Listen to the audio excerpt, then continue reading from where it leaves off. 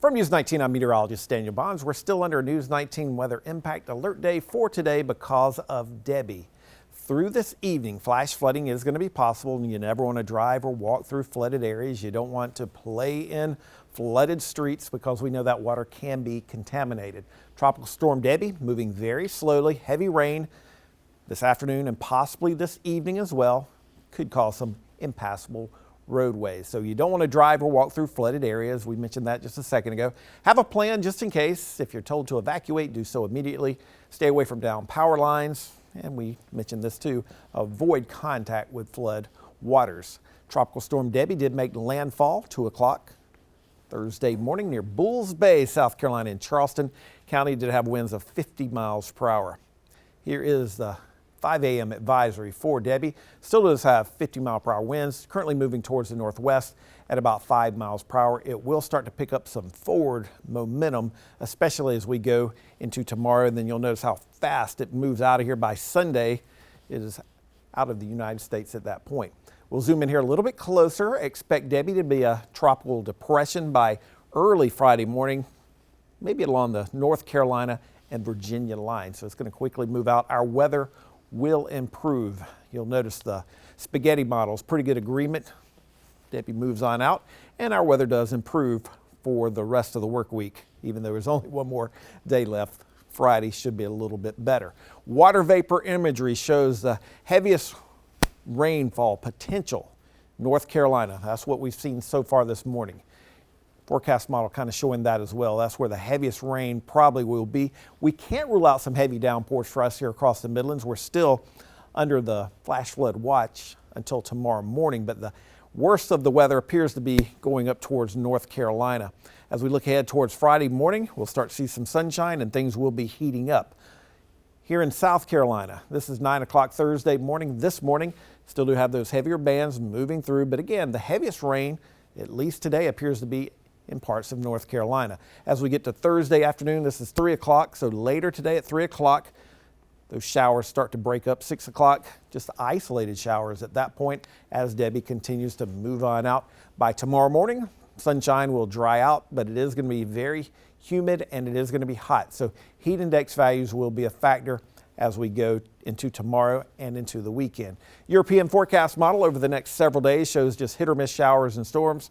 American model showing basically the same thing. This would be the type of weather you would expect at this point in August. Rainfall forecast. This is additional amounts of rain, maybe an inch of rain in Columbia to Lexington, higher amounts in the northern half of the Midlands.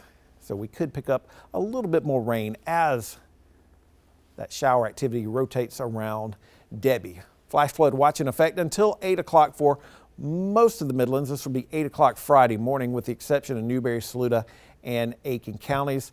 River floods will be an issue. These rivers will be rising over the next several days. So if you live near rivers, you probably already know that's going to be an issue.